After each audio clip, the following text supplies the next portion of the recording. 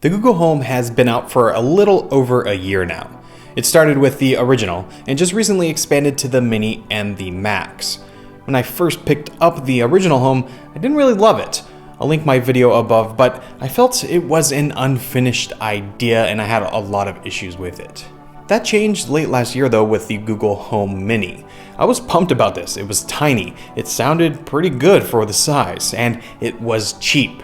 The Mini actually made me switch from Amazon Echo to the Google Assistant ecosystem. I really liked it that much. And kind of riding that high, I decided to go pick up the $400 Google Home Max speaker. But after using it for a little while, the ups and downs that I've experienced with the Google Home line have seemed to continue.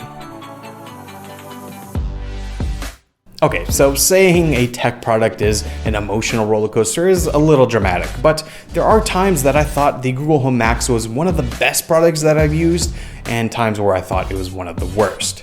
The speaker is huge. It's heavy, but that actually gave me confidence that it would sound great like Google said it would. It comes in two colors and can be placed vertically or horizontally depending on your setup. There are touch sensors to adjust volume, and on the back there's a 3.5mm jack to use your speaker with an external source, USB-C ports, and the power plug.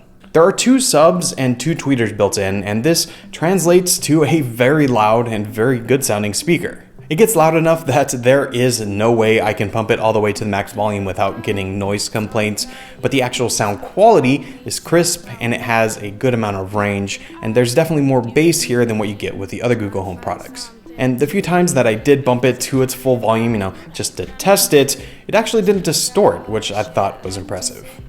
Stuck in this town, and the town stuck in me. Always trying to find another reason to leave, but we sit at home all alone, hoping one day I'm meant to be known. Cause I'm stuck on the bottom, trying to feel on top, wishing everything would just come to a stop.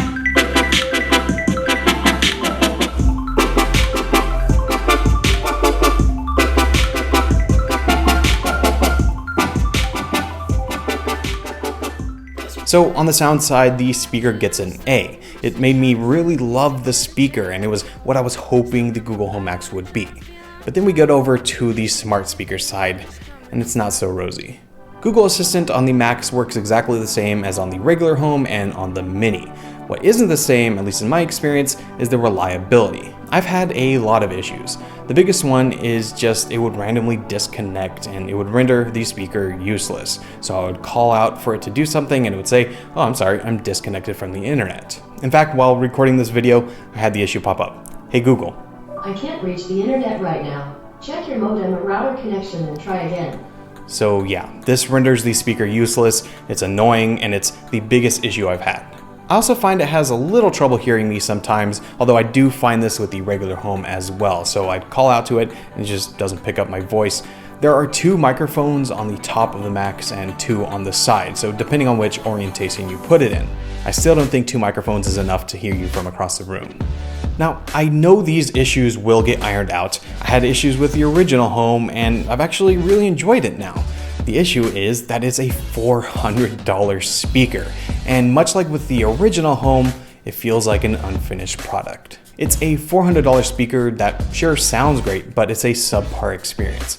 It took me on that roller coaster, really great sometimes and really frustrating others. It's not that it's a horrible product. If you bought one and you enjoy it, great, but for my money, the Google Home Max is not where you should spend it, at least not yet.